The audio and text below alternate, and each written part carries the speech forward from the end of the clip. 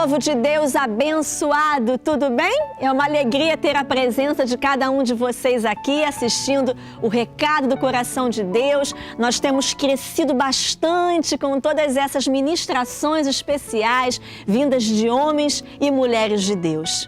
Obra, com certeza, do Espírito Santo, que nos guia em todo o tempo. Estamos felizes e agradecemos ao Senhor por tudo isso que tem acontecido aqui. Amém? E hoje a presença de alguém que se tornou um grande amigo, inclusive num momento muito difícil da minha vida, onde eu precisei passar por uma cirurgia, e é também nessas horas que vemos o agir de Deus enviando pessoas como anjos para cuidar de nós, para nos fortalecer com a palavra de Deus. Eu estou falando do nosso querido pastor Antônio Cirilo. Antônio Cirilo da Costa, filho de lavradores, nasceu e cresceu na zona rural do município de Rio Vermelho, Vale do Jequitinhonha, estado de Minas Gerais. Junto com sua família, mudou-se para a capital mineira ainda adolescente, em busca de uma vida melhor. Hoje, pastor Antônio Cirilo, ministro do Evangelho, é casado e pai de 2 meninos e uma menina. É pastor, escritor, compositor, arranjador, intérprete e produtor musical. Tornou-se uma referência no âmbito do louvor, adoração e pregação do Evangelho. As suas canções revelam profunda intimidade com o Espírito Santo e têm sido uma valiosa ferramenta de libertação e curas físicas, emocionais e espirituais.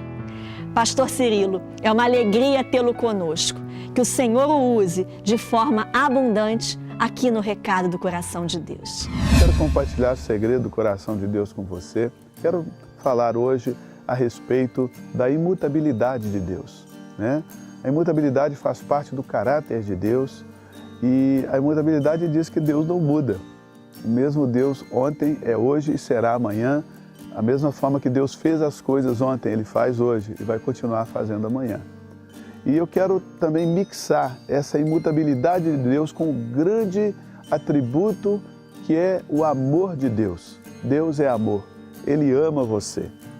E você pode estar se perguntando como você conecta a imutabilidade de Deus com o amor de Deus e com a minha vida em especial. É porque, meu amigo, minha amiga, você existe porque Deus escolheu você.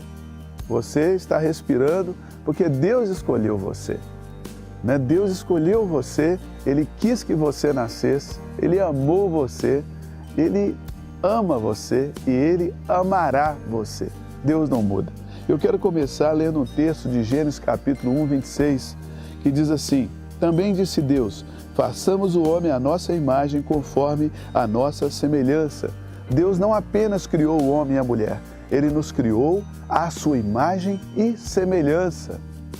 E no capítulo 2 de Gênesis, versículo 7, a Bíblia descreve como Deus criou o homem e a mulher. Diz assim: Então formou o Senhor Deus ao homem do pó da terra, e lhe soprou nas narinas o fôlego da vida, e o homem passou a ser alma vivente.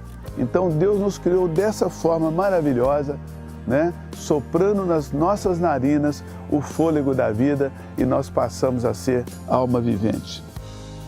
Em Jó, capítulo 33, versículo 4, olha só o que está escrito na Bíblia.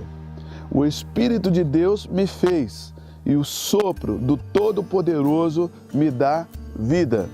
Quero ler também Jó 34, 14 e 15, que diz assim: Se Deus pensasse apenas em si mesmo e para si recolhesse o seu espírito e o seu sopro, toda a carne juntamente expiraria, ou seja, morreria, e o homem voltaria ao pó.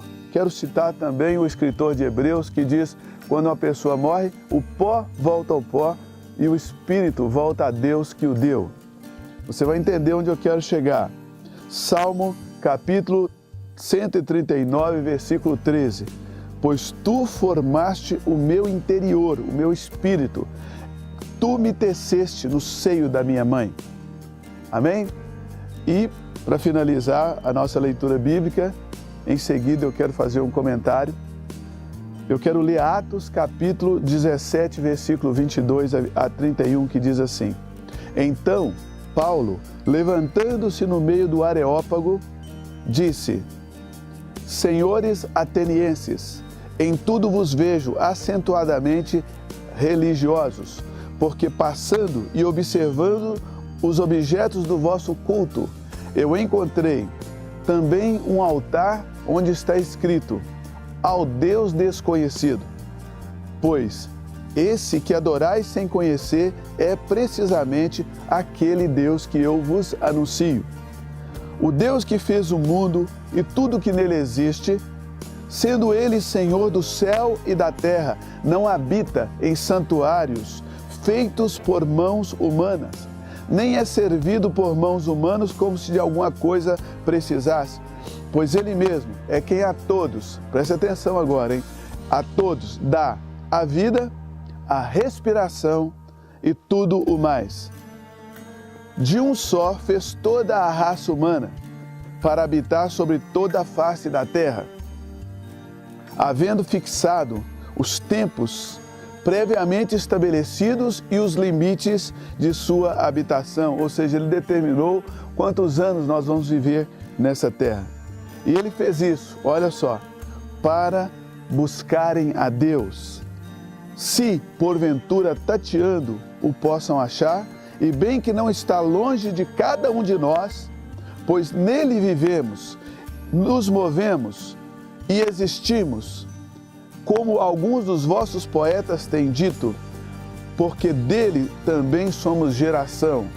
Sendo, pois, geração de Deus, não devemos pensar que a divindade é semelhante ao ouro, à prata ou à pedra, trabalhados pela arte e pela imaginação do homem.